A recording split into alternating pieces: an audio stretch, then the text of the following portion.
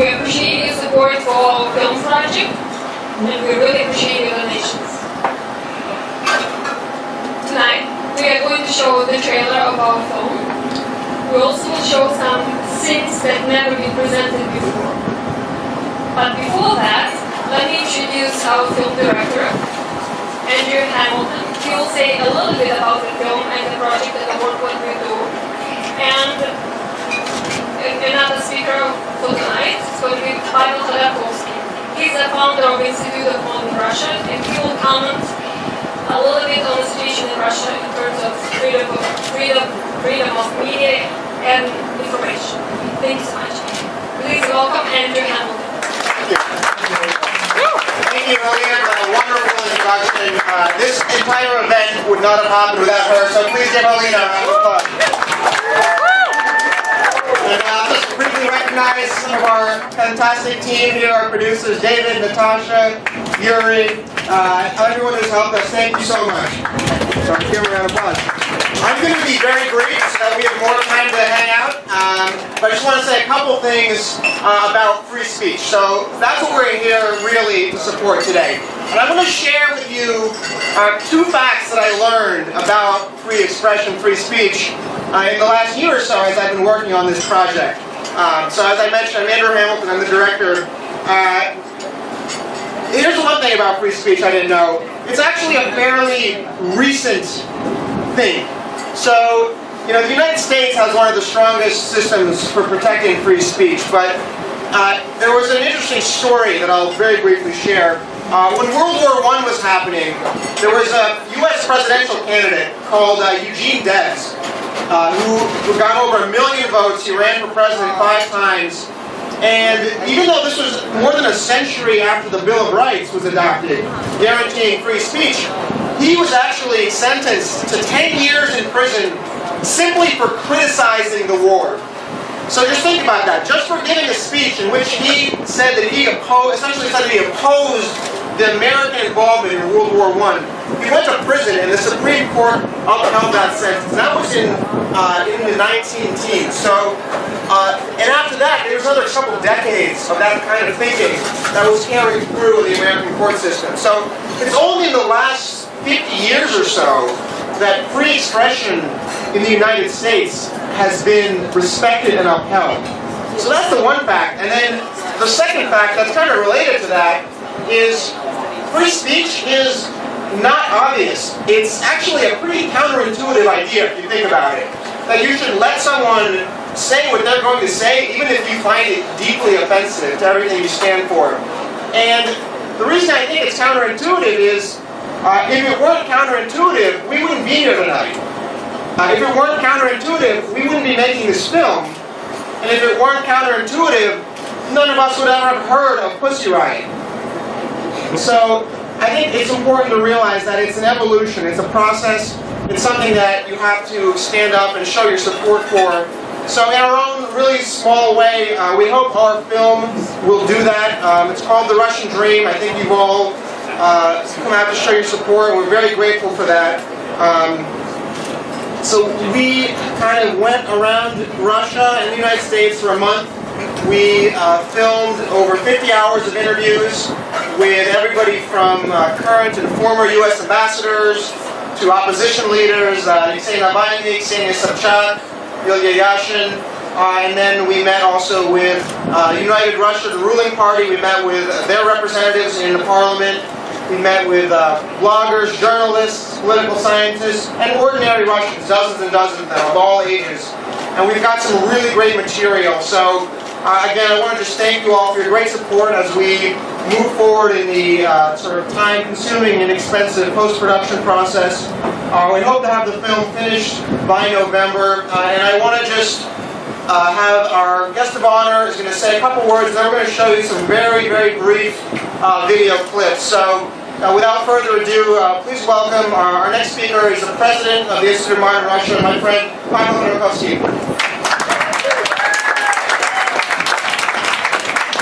Good evening. First of all, I wanted to thank Andrew and his team for continuing to unwaveringly bring their vision of this wonderful movie to reality.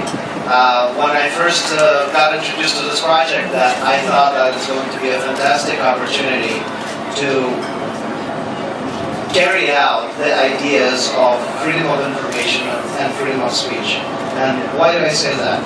In Russia right now, we have finally surpassed that, invisible 50% threshold of internet penetration, and people are getting more and more access to information, to free, independent sources of information. But that information is sort of pull type of information. You need to know what you're looking for. You need to constantly be requesting info on what's going on in your country. It's also very much impersonal.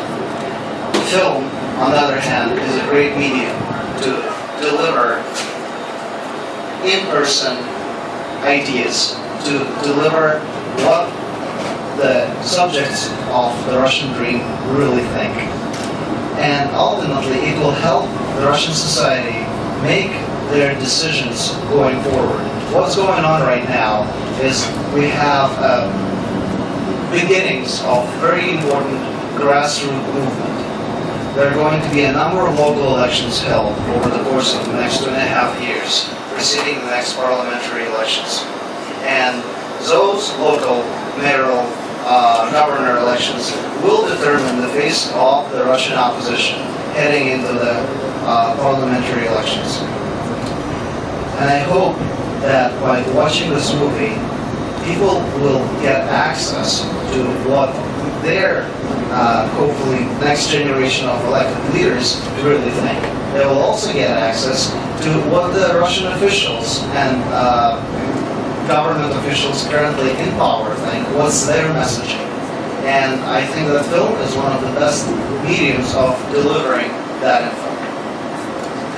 Also, on this side of the pond, this movie gives a wonderful opportunity for the U.S. society to get a glimpse of what the next crop of Russian leaders will look like, get acquainted with their ideas, and help exchange experience.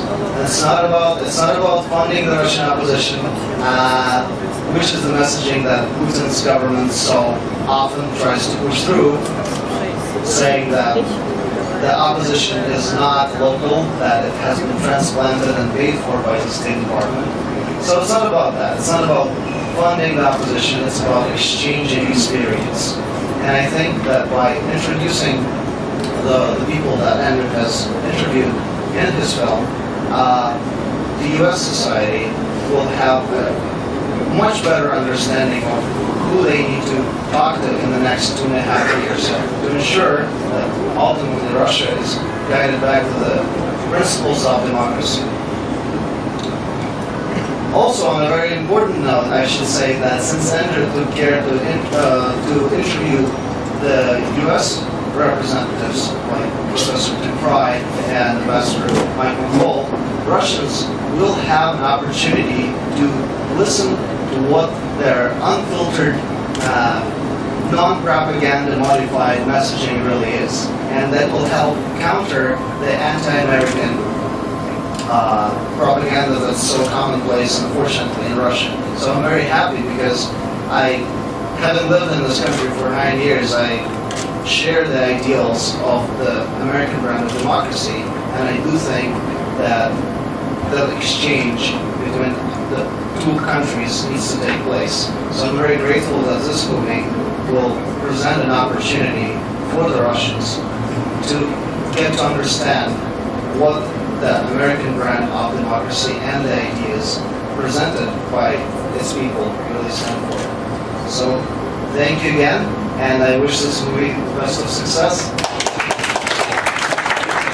Thank you very much, Ronald. I'm going to now just show you 3 very short videos. The first one is our trailer, you may have seen already. The second one is going to be in Russian, and I will then translate after the fact. It's just a short snippet from one of our interviews. And then the final video will be a brief excerpt from one of our English interviews. So we're going to roll that in just about 20